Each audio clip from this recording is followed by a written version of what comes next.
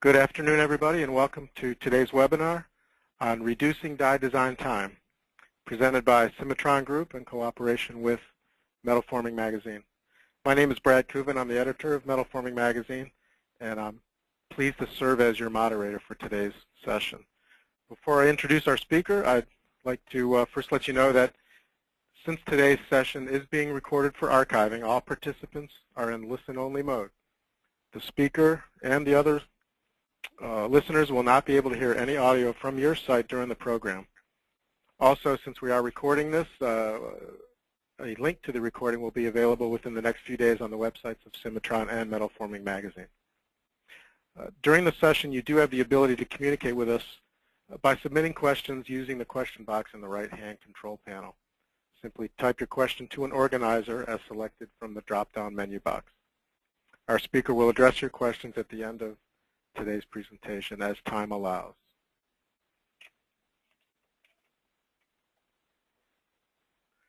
Cimatron is a world leader in CAD/CAM solutions for mold, tool, and die makers with 25+ years of expertise, operations in 35 countries, and more than 40,000 installations.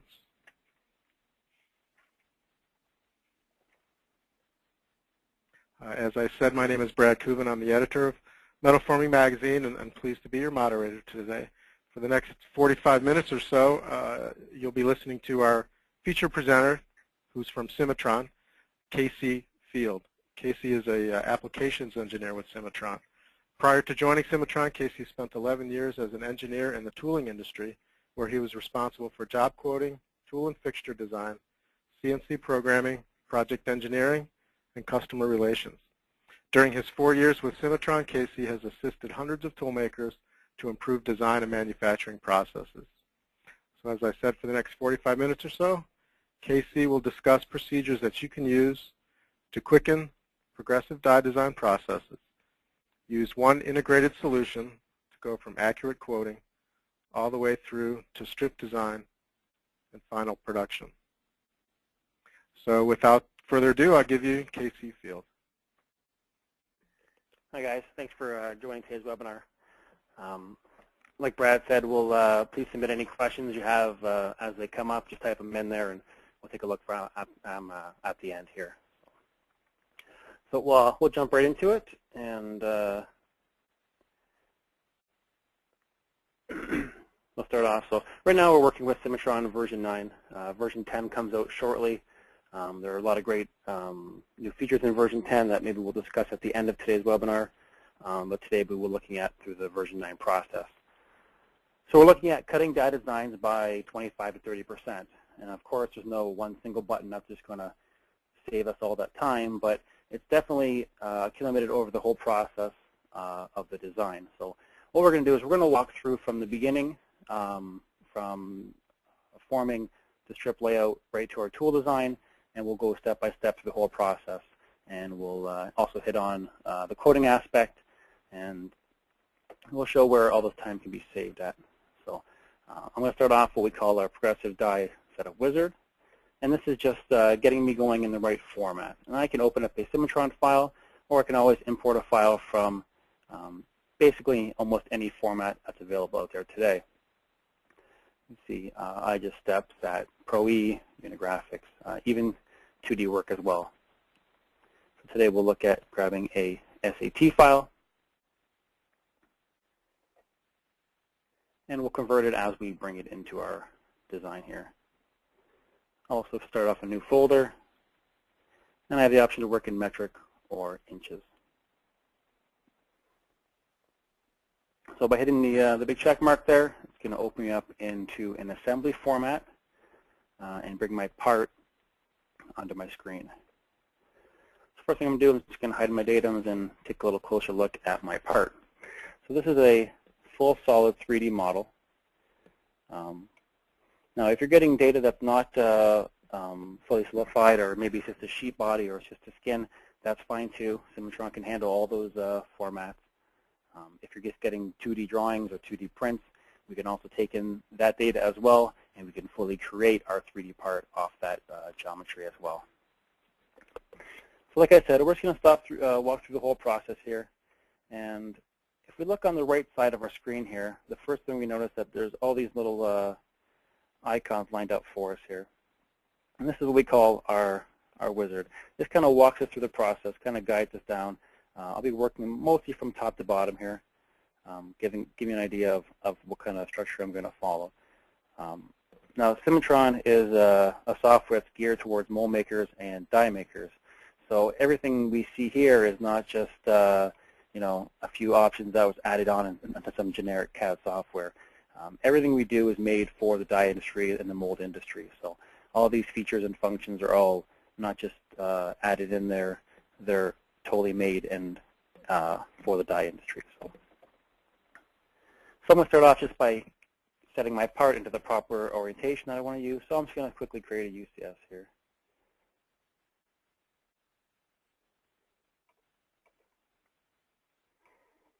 So I'm just going to locate it off of this feature right here.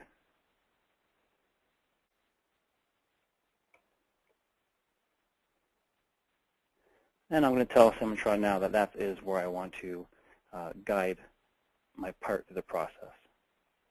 So again, by using the button on the right side, simply pick my UCS, and now I can see I'm in the orientation I want to work with.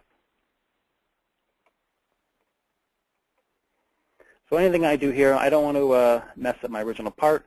So what I'm going to start off by doing is what we call forming shapes. And we'll kind of walk down the line step by step by step, and it'll be broken down into a very nice process, easy to follow for the user and easy to follow for your customer in the end as well too. So right off the bat, I'll just keep my original part here, and I'll start off by adding in a forming shape. Basically copying it over, and we'll just give it a new name. And we'll call this die skin, which is going to be the first part that I'm going to do here. And we'll separate them out just 10 inches. Spacing doesn't matter here. This is just for a visual representation for us to work with.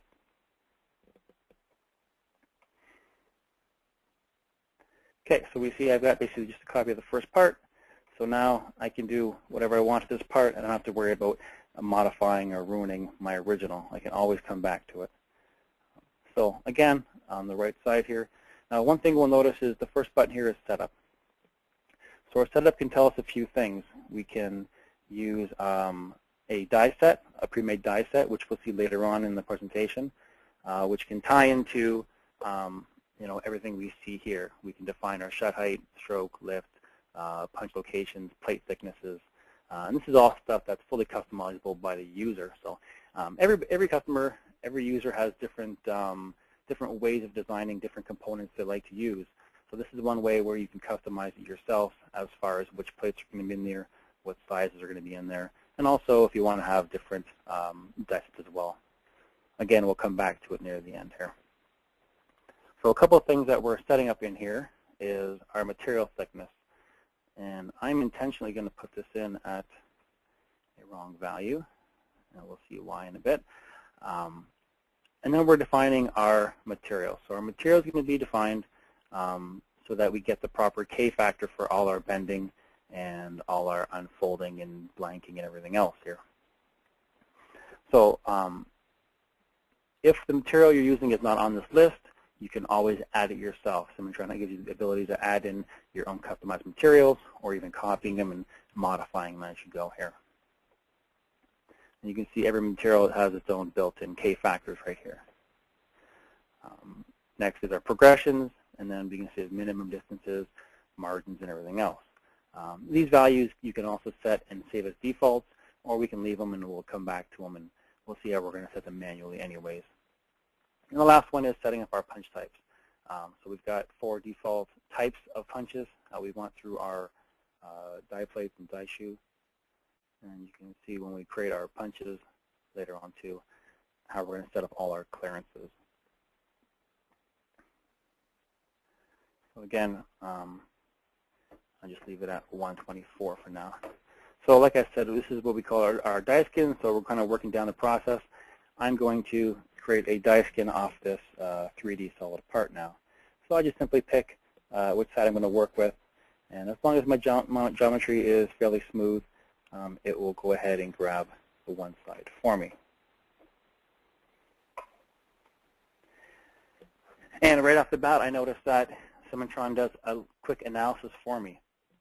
It tells me that I've set up, in my setup, I got 124 thousandths of an inch. And when it does my die skin, it automatically checks the wall thickness for me, just in case I forgot, or in case I would have put in maybe the wrong number. So it tells me that the thickness of the part is actually 80 thou. It doesn't match what I have in the setup. So I can simply just say yes, go ahead, and that will update the setup for me automatically. So now I don't have to worry about having the wrong thickness, and then which gives me the wrong K factor, which is going to be some incorrect bending and unfolding and unblanking. So here's my nice clean die skin, and I'm just going to quickly change it to another color. So we'll go with blue here. And again, so Cimatron, we're very flexible. You don't have to go through and do your whole die design. If you just want to maybe quickly just get a part in and go right to a blank, we can always, right at this point right now, click on the blank function.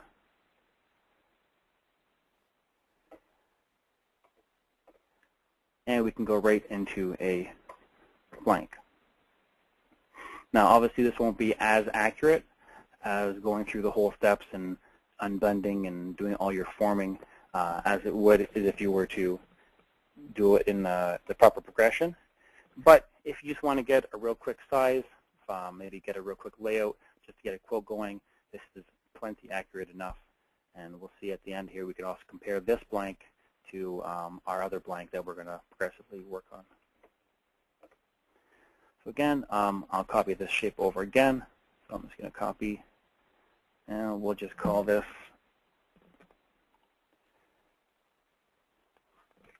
Form 1. And I don't want to skip it, so I'll skip it past the blank here. And again, apply.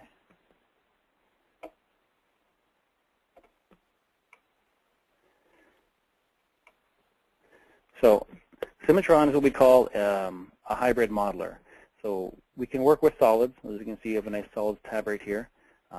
All your full capabilities of any kind of solid modeling. We can also work with faces. But what allows us is our flexibility is that we can do a lot of face operations on solid models, and we can also do a lot of solid operations on faces. So we're not limited to just working with one or the other. So if a model doesn't come in correctly, we're very efficient to fix it. And if we need to design a model from scratch, we can also efficiently do that as well too. So we'll start off by removing this strengthening bump here. So again, even though this is a sheet body, I can use a nice solid operation and just tell it to simply remove that feature, and it has no problem cleaning up the rest of it. And now I'm going to do some simple color coding, and this will just help me guide as I walk down the line here. So this is the first area that I'm going to work with. So I'm going to color code it yellow, and then we're going to add this shape again. And we'll call this number 2.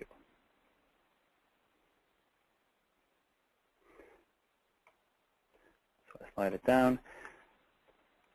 So one of the first features for unbending and unfolding on more simplified geometry, we'll use the unbend option here. So again, I find the option on the right side. I can also find the option up here, but again, I use the wizard to really guide me right through it. So I'm going to say unbend, and I want to keep everything down to this planar face here, and we want to unbend by this radius. Since I'm smart enough to realize what we're looking for, it actually grabs the rest of the geometry for me. Excuse me. So of course I can bend it right to flat. We can even preview it. Or if I want, I can type in any angle I want, and I could do this in a couple hits if I prefer.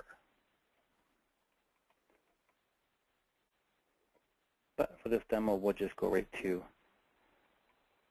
flat. So we'll apply that one. And then we'll do, again, coming to this flat, around this radius, and again, right to flat. So we flatten out the first flange of our part here. So I'm just going to go back and color code again. This area has been worked on. And then I'm going to look at what area I'm going to work on next. So we'll come down to this other similar flanged edge. Again, color coding it. Color coding just helps me later on when I'm working in my strip and my design to follow what progression I'm working on here. Again, we'll add our next Form 3.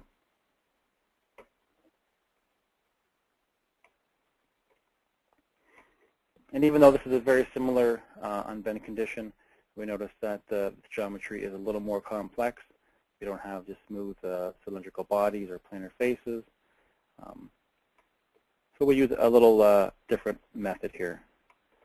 So what we're going to use now is what we call local blank.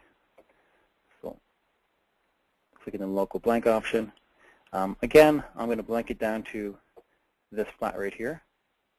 And then I can define which areas I want to select to blank. Now, local blank has a couple nice features in it. Now, first off is I can adjust what we call our region, our offset of influence. So it's not just that when we form this portion of it, it's just going to hold that tightly there. We know that there might be an area that's going to be affected. So we can see this bright yellow line here. I can tell it maybe that, give a good guess how far it's going to be affected back. Maybe we'll go with 60 thou. So what it's going to do now is when we come down to our blank, it's going to also take this extra 60 thou region into effect.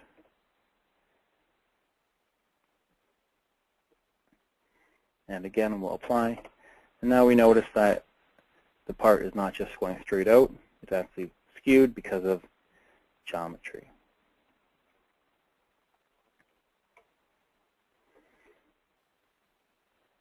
That's local blank. So the next area is going to be a little more complex. We're going to look at the upper flange here. So again, I'll just simply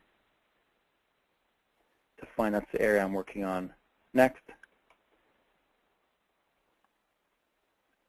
And then we'll add our next shape here, Form 4. So this is definitely a much more complex area. So we'll start off and we'll use a feature we call blank on binder. So our blank on binder, we can define any binder body we want. We can develop it. It can be smooth. It can have all kinds of form and shape to it. But we've defined what we want to form it onto, and then we just take the shape and we form it down to it. So I'll simply just split up this area from the rest of it.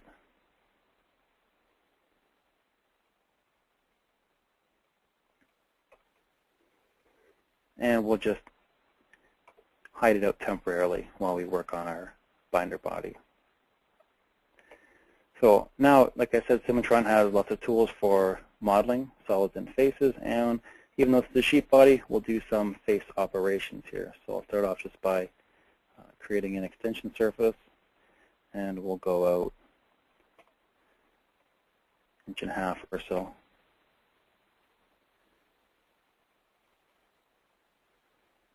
And likewise up here as well too.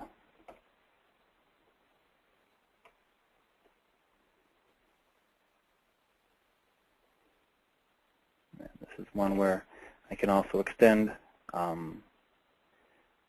using a composite curve. So instead of having to do it 3 times over, I can do it quickly in 1 step.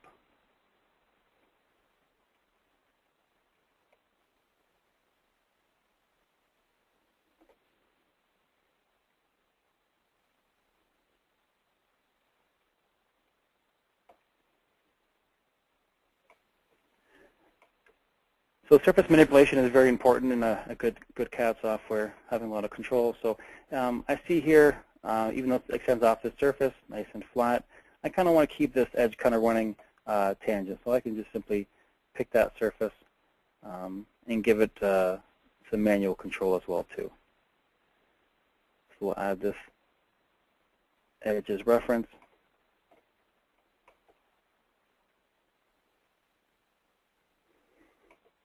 And then just tell it simply that I would like this line and this line to stay tangent to each other.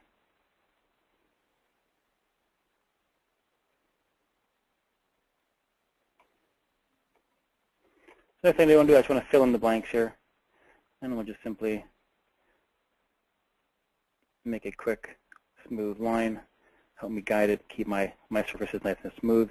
We don't want to have to manufacture anything kind of sharp corners or anything that's going to be having to get detailed out here. So quickly blend from side to side, and just make sure that we're going to follow this edge and as well this edge. So I've got a nice smooth surface in there. And the last little edge here, I'll just simply drive out this edge. So again, there's many ways we can do this. This is just one using faces. And the last thing we do is just stitch it together. So we can see we've got 4 individual surfaces, and now we've got one nice stitch body. And let's bring back our flange here.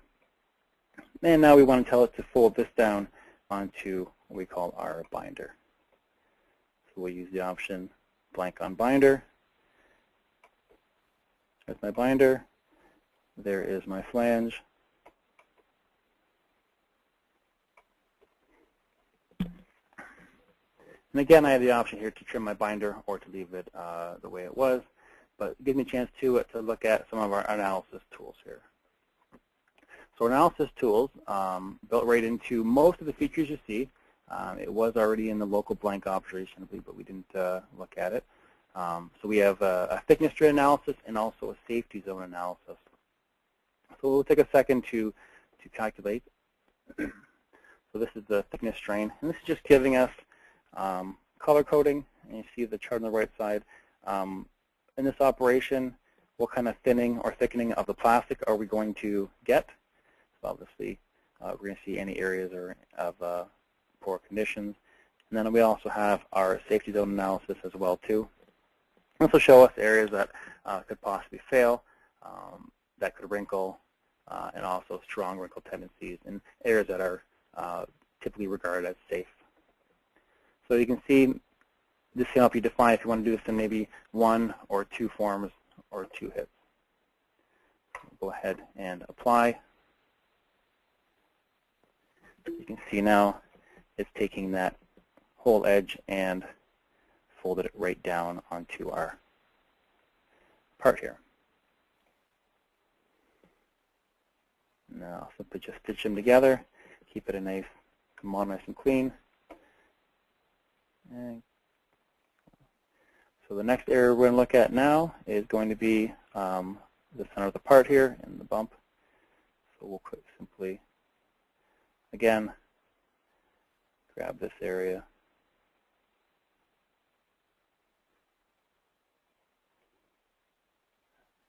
And that's our next area that we're working on. So again, defined as yellow. So simply, again,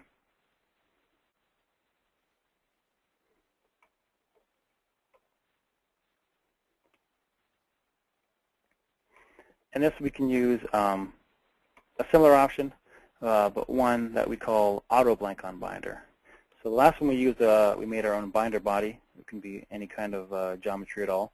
This one we're going to use auto blank on binder, which allows us to pick any kind of cylindrical or planar or conical faces. So this bottom face right here, you can see, obviously if I my mouse over it, it won't let me pick anything but cylindrical, conical, or planar, so I don't have to guess whether it is or not. So I picked the face there, and then I can simply pick even just one face on the area. It is smart enough to calculate and pick the rest of it for me. And again, we're going to go And we also have our analysis tools again as well. We'll hit OK. And this will blank us right down to there. Now our part is done here. So the last area we're going to work on is this guy right here. Again, forming shape, add. And if you want to understand why I'm color coding and how it is the process, if we take a step back here, we can see the progression down the line here. So I can even start off again with my original part to a skin right to a blank. Maybe that might be good enough for what you're doing. If not, we keep going, and I can see I'm breaking it down into each section. The yellow depicting of what area I'm working on in that progression. And again, we don't have to be specific here. It doesn't have to be 100% right, because when we come into our strip, we can always mix and match which order we're going in here. So it's not like we're tied to this. Very flexible. So we're going to come in now, and we're going to look at our last one. And again, I'll just use our blank on binder function, and I'm just going to take my surface here, and I'm just going to make it much larger to use as a binder body.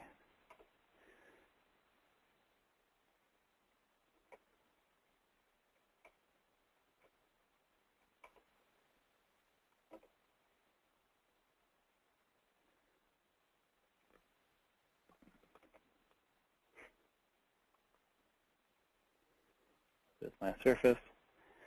So it's generated off this one here, but I can stretch and pull to any size I want. So again, I'll just say blank on binder. Here's my binder body, and this is the area that I'm working with.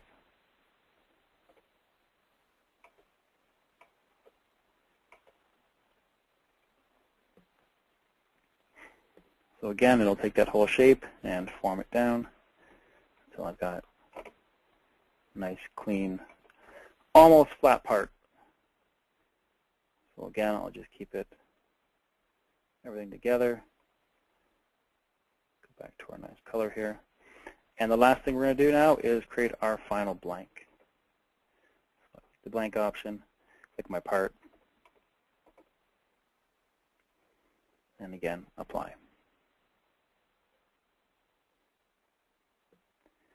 Here is my final blank. So this is the one that I'm going to use to actually create my strip layout with now.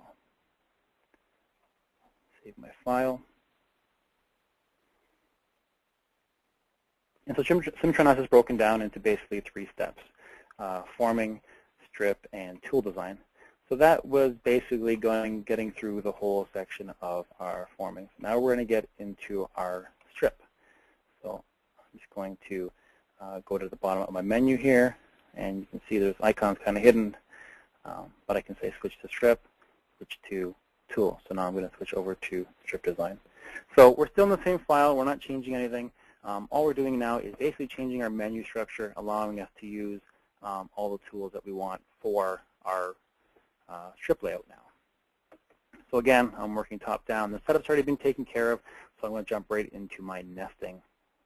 And we have the option here of using 1 part or 2 parts. Now, at the very beginning, I didn't mention this, but you can also bring in different data into this file. You don't have to be working with the same part. You can bring in multiple parts to start off with. So here I'm going to use 1 part, and I'm just going to say this is the blank I'm using. And we'll see right off the bat. And at this point now, I can temporarily hide out all my forming shapes. So showing me 4 right now. This is just getting us going, just to get us a rough idea. And we can see a couple things here. It'll automatically adjust and tell us what the blank area, the scrap area, and the progression area is. So I can try to minimize how much scrap if I can rotate or shift the parts around. So I can see here I can shift, and as we go, we are modifying rotation of the part. And you can see it's also updating the scrap area and blank area and progression area as we go to. And I can also define a few variables about how minimum distance between parts, and obviously the angles as well too. So keep this simple. Now let's go to 90 degrees. And if we wanted to as well, we can use multiple parts in here, and they can both have multiple angles to fit them in as best as possible. So we'll stick with one here. So once I have my nesting done, and again, everything is parametric, so once I've created my nesting, if I decide I want to change later on, maybe to carry the part easier, I can simply go back and edit my nesting at any time. Edit nesting right here.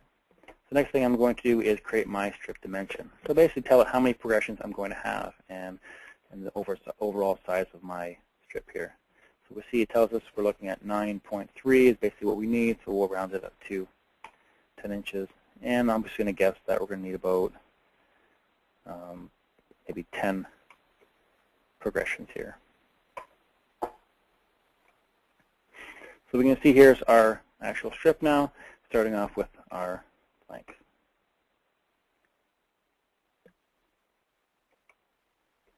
And now I can start defining a bunch of things in here.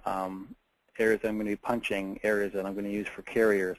And I can just draw it in freehand. I can draw it in very detailed. I could even bring in a catalog of sketches. So we'll start off just by drawing a sketch on here. And we'll pop a couple holes in that we'll use to guide the part through. Again, I'm just doing this very quick, so it won't be as accurate if I was taking a little more time here. So, and again, I'm just going to draw in.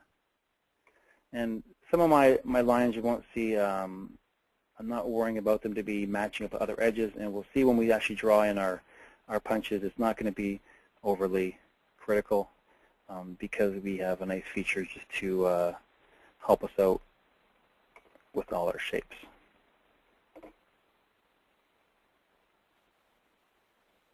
And let's go to a 1/2 inch here.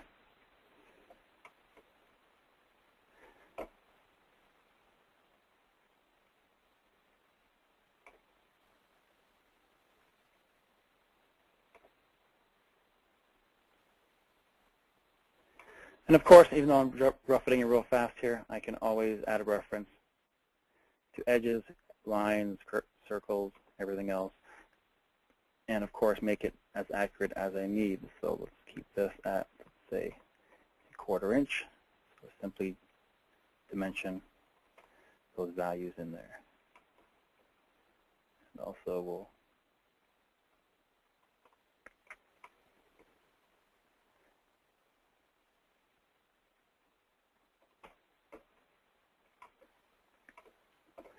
so good enough, and somehow I'm going to divide this up here as well.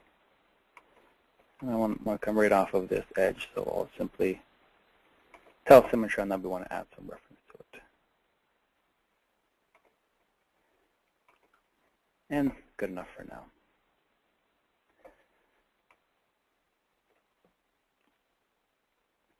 So we can see here, I just kind of draw it in real fast. And I'm going to tell it now to make what we call define our punch areas. So first off, we'll look at a real simple one, and maybe one of this, a slot here. Just simply by picking inside the slot area, it's going to grab that contour, and then I can define it as a punch. So defining as a punch tells Cimatron a few things later on down the process as well too. And we're just going to tell it that we're going to punch it in this station right here. By applying it, we'll see our punch areas in green, and you see the rest of the way down, it's been trimmed out now. So that's a nice simple one. Let's look at a more complex one. So I'll say again, punch, trim, curve. And now I can just pick to find the area where I want my curve to be.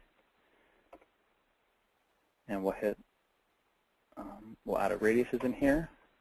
So I don't want any sharp corners, so I'm going to say give me a 30 thou radius everywhere. But some of the areas here, I can probably put a larger radius in. So we'll go to 1/4 inch in areas that we know are not going to matter.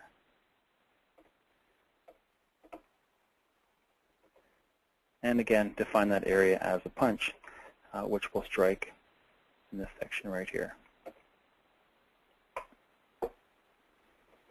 So again, bright green, that's the punch area. You can see the rest of it's all being trimmed out as we go.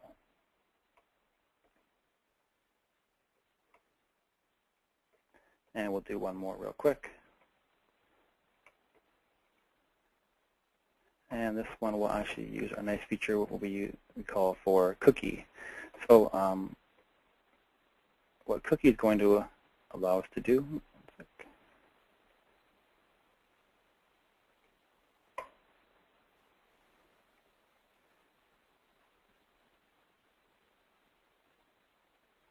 we're going to create an overlap or extension on this end here, and we'll extend it out so that we're not going to be size for size with my last cut.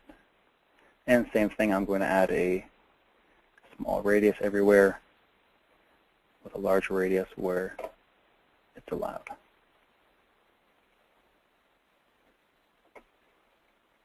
So here's my next punch.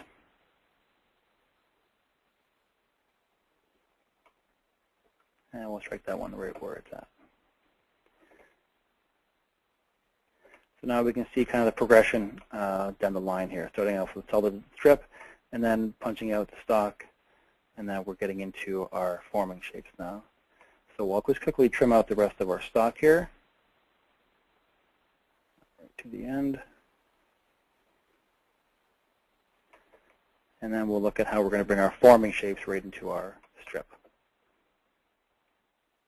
So again, on the right-hand side, I'm just going to add my forming shapes, and there they go. They pop up for me. So now I'm kind of working backwards. So I'm working from the part down to flat steel, and now I'm working from flat steel back to my final part. So I'll just start by grabbing my first part and just telling it where it's going to go. So I'm working my way back down. And again, if we want to add in an idle station, this is where we can just simply pick the part and add it in again as an idle station or a restrike, or we can keep going in and adding it as we go.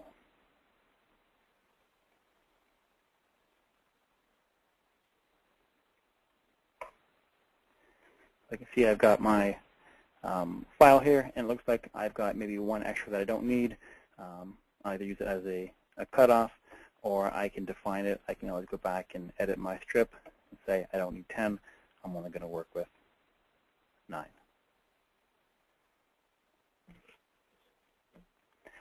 Okay, so we're running a little slow on time here, so I'm going to jump ahead here.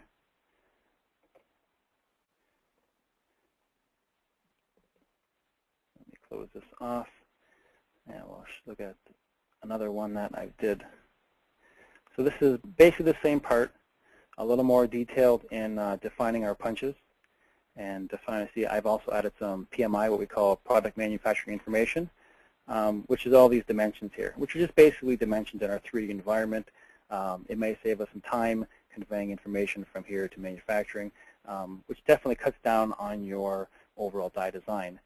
Anytime there's information not getting a good information flow, there's always that time with the shop coming up to talk to design and so on. So this is a nice way to get all the information down there, and to avoid making as many detailed prints that might happen in the past here. So a few things. So I've got all my parts defined up, and you can see this is my nice strip. Now right away, once I get this part right here, I want to show you guys a nice option we have for die quoting. So we'll open up what we call our die quote generator. So everything I've been putting in this file, like I just, as I've been going, picking how many progressions, picking all my parts and everything else, what I can do now is just simply tell my die quote just to match up with that file, and pull all the information that I put in there.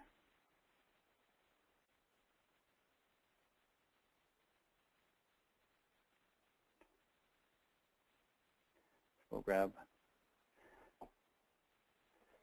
this part. We'll simply tell it to load the data in. So we have a lot of stuff here. The material type, the number of parts, the part thickness, the blank area, the number of progressions, everything else. So what we can do now is we can update our general setup data. which take all the information from our file and put it right into this area right here. And then the same thing at the bottom. You can see all of our punch areas and all of our form areas that are defined here. So we'll just update them all and give a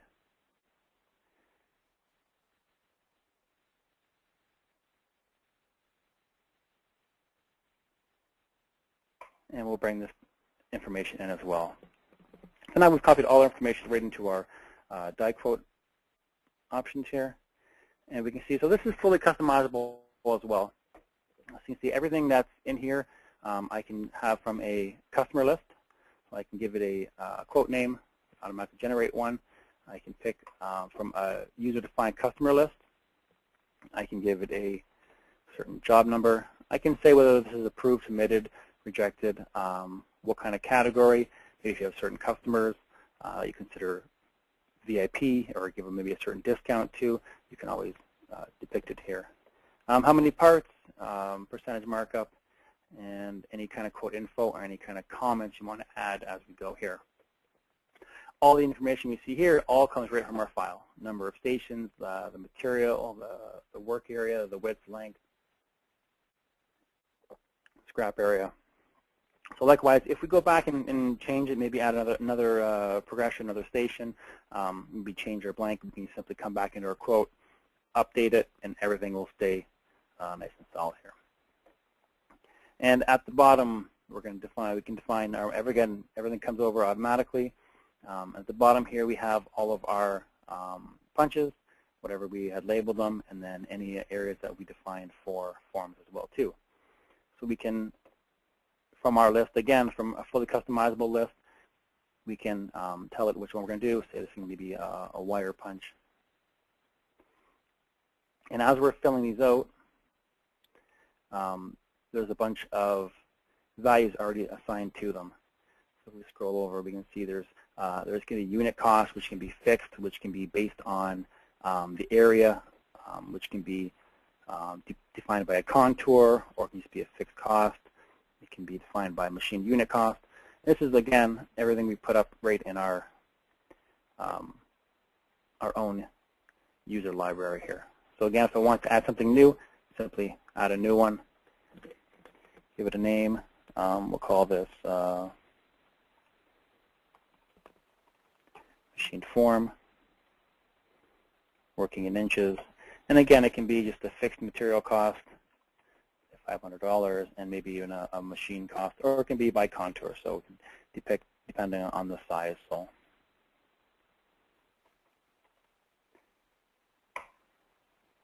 and now we've added that to our library. So if we come down here, and again, this is not a library, just this is an overall database that's updating constantly. So if we add it for this job, it's going to be available for any of our next jobs as well too.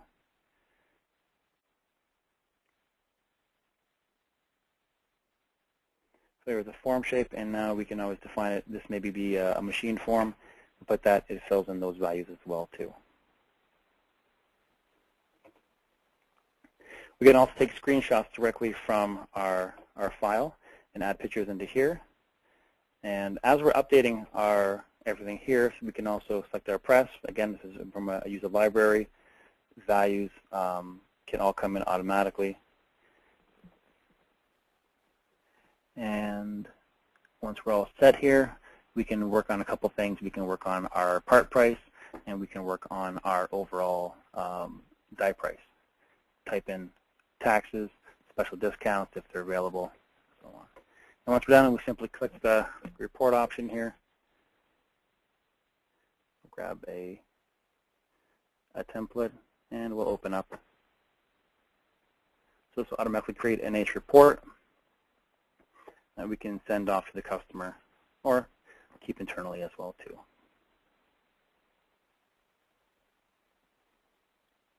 And again, everything is linked right to our design. So as the design changes, so does the quote. Let's jump back into our part here. This one we don't need.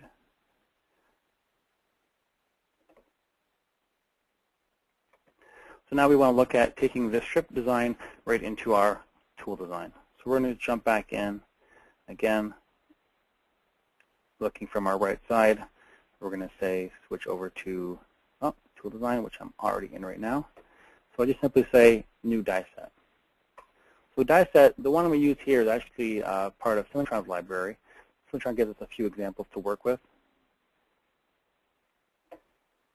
But again, this is fully customizable. Every user has different standards they use, different components they use. So we allow you, the user, to define whatever you want. Of course, you can always use one from Cimatron's library, or you can even copy from Cimatron's library and modify it to your own standards.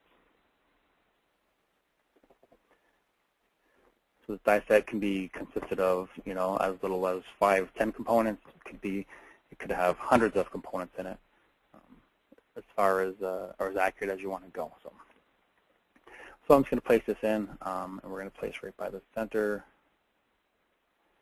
of my strip. And we can see it's definitely not the right size, but it gets us going here. So again, we're still working in an assembly environment. This is broken down into die side, punch side, stripper side. And now we want to just look at modifying this and getting us into quickly sizing it up. So if we had to build this every time from scratch, we would be looking at hours every time. What's nice now, and to show it, I'll just turn off our punch and stripper side here. So we notice that right now we're not the right sizes, but we can simply adjust it by a couple clicks. We want this to be 10-inch wide for our strip. Simply hit update, and everything's going to shift accordingly. So bushings, screws, pins, any kind of guides, they're all going to adjust. Everything is tied together, and likewise for our length as well too. So our default length is in here, just at 60 inches. So we want to go to, we're at 92 here. So we'll just simply type in the 92, update, and again, all our values are going to update for us automatically. So very nice, very quick to really get going on a quick design and using the die setup here. Let me again jump ahead.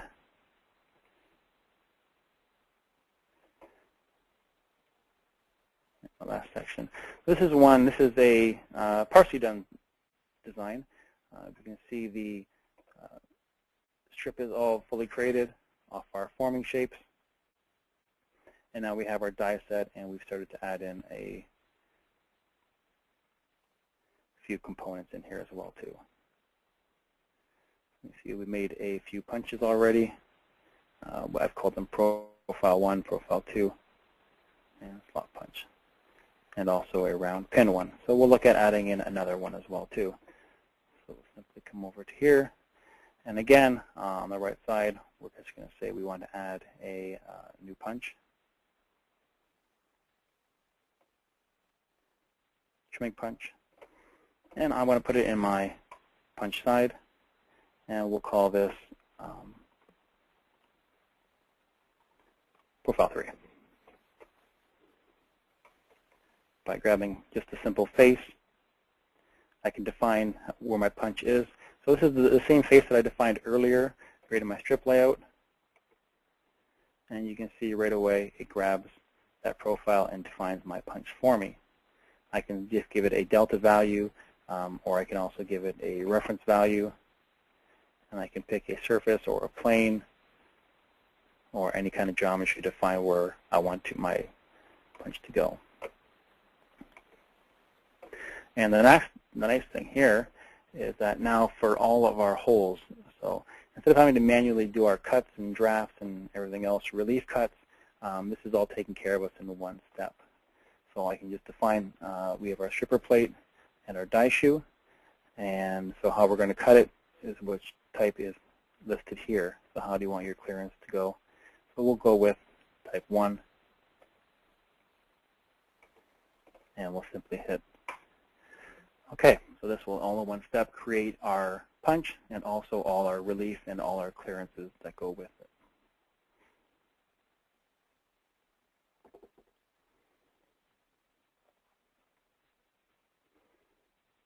Okay.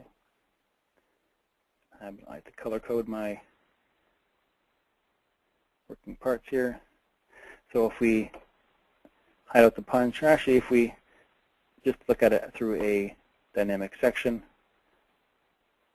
we'll see that our punch is defined, and it automatically puts whatever clearance we defined it as.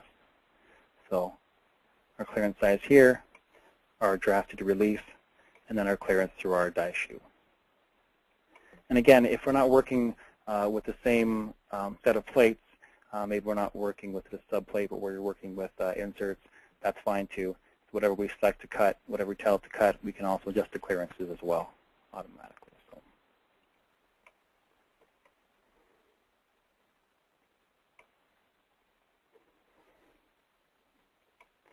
Next thing we want to look at is adding in forming shapes.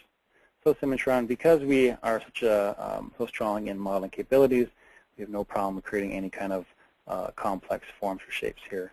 Here's one we've already added in here. A couple of screws as well too.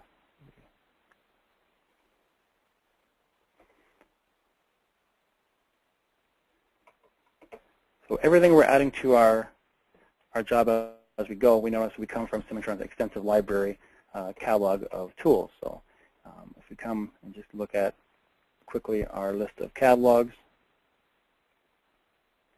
we can see these are all just default catalogs that come with Cimatron. You can also customize and make your own list of catalogs.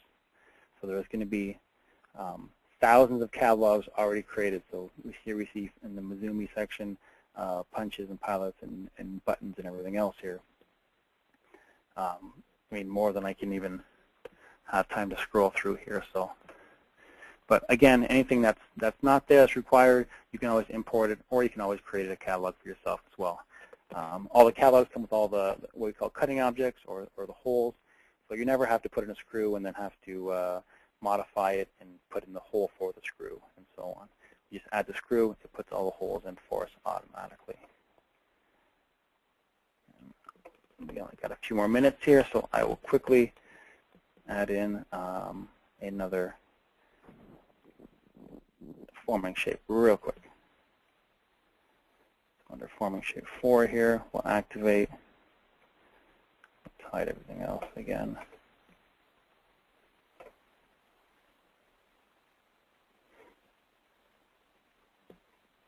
So let's look at adding in our forming shape, this part right here. So I'm just going to import my geometry over right to my shape, just the areas that I want to work with.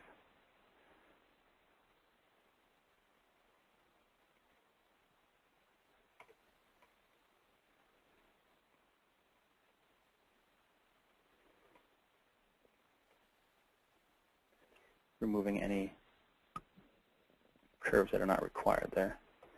And then another real nice feature that we have is I'll just be able to sketch a boundary on here, really at any easy level plane. And what I can do is for my surface extensions. So we'll just quickly, any boundary size, and I'll use a nice option we call extend planar and cones. So by picking my surfaces and picking my contour, Cimatron will automatically find anything that's going to be planar conical and drive it out to my contour. So I don't have to worry about spending, you know, an hour or so trying to make all these surfaces and make sure they're tangent and smooth. So I can just keep really quick, and then I can define my surface as well. So I know I want to spend a little more time on here, but I also want to hopefully answer some questions as well too. I know. Casey, did you want to go ahead and take some questions while you're working? Yeah. Okay. Let's see if any questions that have come up. Go ahead, Brad. Yeah, we got several. Okay. And please, everybody, if we don't get to your questions, we will address them via email. So we'll do the best we can here. The first question is everything that you showed today, Casey, standard with Cimatron, or some of that optional features? Yeah. The bulk of what I've shown you is standard.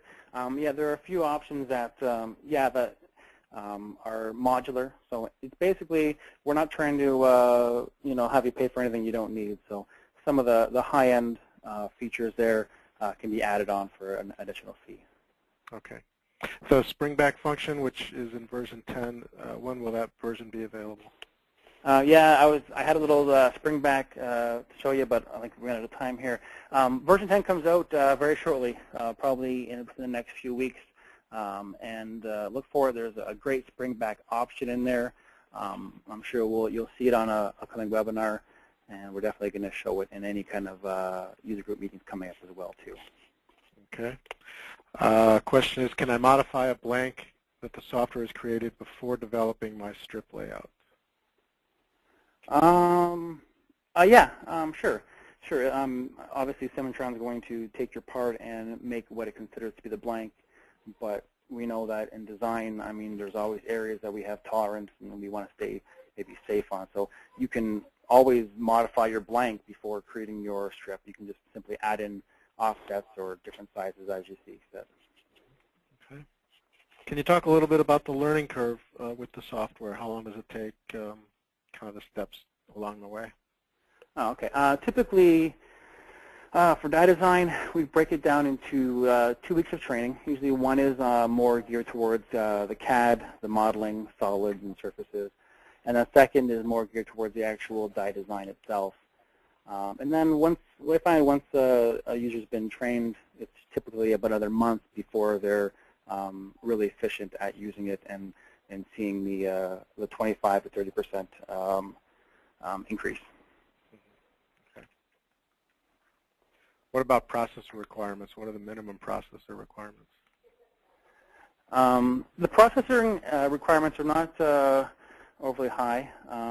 We do always keep a document live that's going, but typically a lot of it depending on what kind of tooling you're doing. The larger die is obviously going to require a little more RAM, but processing is anything your standard computers are using today. Even in the last couple of years, we haven't seen any problems with computing power. So good. Okay. The question is, as the die set increases or decreases, does the software go ahead and change the pin and bushing diameters? Yeah. Again, it's totally customizable to wherever you want. So you can have those. I've seen customers who have 3 different die sets: small, medium, large, where those pin sizes are set, and other people who just keep it as a one die set and they have it tied to a formula. So if the plates get beyond a certain size, it will automatically jump up to the next bushing and leader pin size. Mm-hmm. Okay. We have several attendees in Mexico. Do you have support and training in Mexico for the product? Yeah, we support Cimatron all throughout North America. So that's USA, Canada, and of course Mexico. We've done many training sessions recently in the Mexico area. And again, training is up to the user and whatever's going to be best for them. We can do training on site, or we can do it in our training facilities. All right, we're at that hour time limit. Does anybody else have any last-minute questions before we sign off? All right, it looks like we're good to go. Did you want to talk about that last slide there? Or? Yeah, we have a slide here. This is just a customer of ours that's been running Cimatron for quite a while, and they switched over from a 2D design software, and they actually use Cimatron now for 3D design, and also through the shop floor for all their machining and manufacturing, and obviously he's been very happy with it. And he says overall we are about 25 to 30% more efficient than we used to be. Complex strips that used to take 3 to 4 days now take 3 to 4 hours of design. Labor on manual machining processes have been down to a minimum. So, and again, you can read about them too at our website as well. Good. Okay, very good.